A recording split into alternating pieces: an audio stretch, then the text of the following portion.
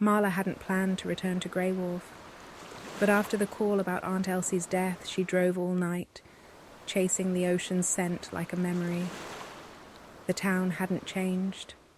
Still quiet, still damp, still rotting, like something long dead pretending to be alive. The house greeted her with silence, damp walls, water stains shaped like fingers. In the night, the ocean hummed, not waves but something deeper, a song beneath sound, and when she finally slept, she dreamed of salt in her lungs and a mouth not her own, singing softly beneath black water. Marla didn't sleep.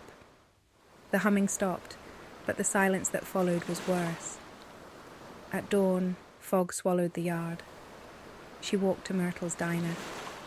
The waitress was pale, the coffee stale. "Found her by the Devil's Tooth," said a man. Rocks were dry, her lungs weren't. He scratched his cheek. "They said she fell?" Marla nodded. "That what they told you?" After she left, the waitress gave her a key. "Your aunt used the bait shack. Said the walls listened better." The shack stood near the cliff, lonely, crooked, almost waiting. Inside, a cot, a lamp, journals stained with salt. She lit the lamp. The first journal read, "She sings in dreams, skin like driftwood, teeth like shells." Another entry, "She waits near the tooth, every 7th night, every moonless tide. She sings for someone to come home." Later, barefoot on the cliff, windless air pressing in, Marla looked down. Fog swirled. Something moved in the water. Long limbs, pale skin, and a voice, not singing, speaking. "Marla," it said, not a question, not a cry, a welcome, something that remembered. She ran. Fog wrapped around her ankles. Branches tore at her legs. At the shack, she slammed the door shut. Inside, the lamp burned, but shadows moved like hands. The voice faded, but it had known her name. The sea doesn't speak names, not unless you've been listening. The next morning, fog still thick, she wandered the attic, found a trunk, inside cassette tapes. The oldest began, "She's here again. I hid, but the song got in. She's in the pipes, the wind, the ticking clock." Click. "She wants the lonely." Click. "It's not the drowning, it's the wanting." The final tape was labelled in Elsie's hand. "Marla. Play this only if she comes to you." She pressed play. "If you're hearing this," Elsie said, "then she's found you. She doesn't kill, she keeps. She calls in voices we miss. Don't answer her. Don't sing back." That night the fog bled through walls.